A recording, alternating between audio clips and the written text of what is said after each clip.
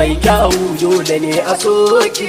Aisha yar mata Allah ya sa farin ciki gidanki mai miki kyawun fata. Yar kirki mai kyakkyawan nufi Aisha yar gata mai daraja sannu annuri. Aisha kin rata kano babu kulo abu ya kare. Aisha gidan kin tare koko na Prince Bello ya zame miki da kare. Bakin ushirya da murmushi Aisha gwana kike wajen ado. Mata na naga ƴaƴanki na kira su faɗan lele. Aisha juyo kin fake mata.